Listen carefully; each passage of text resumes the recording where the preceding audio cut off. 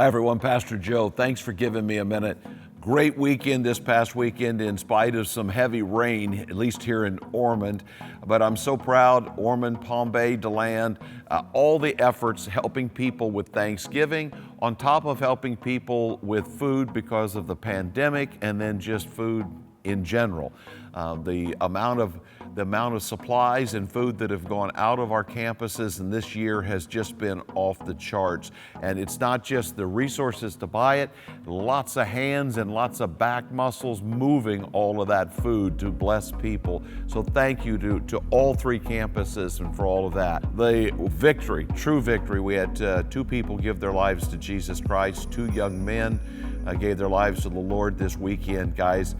That is it. That's nothing else matters. Two people found Jesus, two more people are going to be in heaven. That's what we live for. 4,000 or so shoeboxes. We'll get you a real number at some point, but we know we're right around 4,000 with some of the folks that brought stuff in later and dropped them off at the site.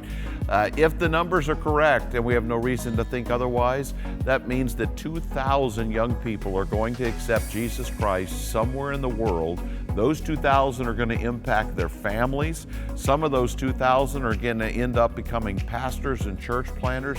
You have no idea what you just did with those 4,000 shoeboxes. So thank you so much for that faithful giving. We've got our 5K registration going on. You register for that online. It is a virtual deal. You do it on your own, but all those resources we do every year, the Chuck Strasser Memorial, this all goes to adoptions. And this is the heart of Christianity. It doesn't get talked about nearly enough, but this is what Christians do.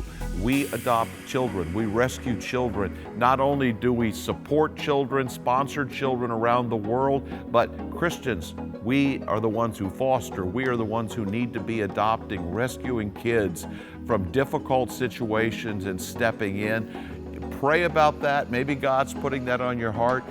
Maybe you're an older person. You're thinking, man, I don't want a baby. Well, the good news is there are plenty of kids, folks. You can start at 14, 15. You don't have to take a baby. There are children of all ages waiting for a forever home. And I would so encourage you, if you don't believe me, read your Bible, look up the word adoption in the Bible, and see how many times it's mentioned. This weekend, we will conclude our series, Leaving a Legacy. And we'll be looking at 1 Timothy chapter 6. What is it that I really want to leave behind when I leave this earth? I love Paul's words in 2 Timothy. He said, I fought the fight, I've run the race, and I have kept the faith. And behind that, I want to leave that for everyone else. I love being your pastor, and I'll see you somewhere this weekend. Happy Thanksgiving.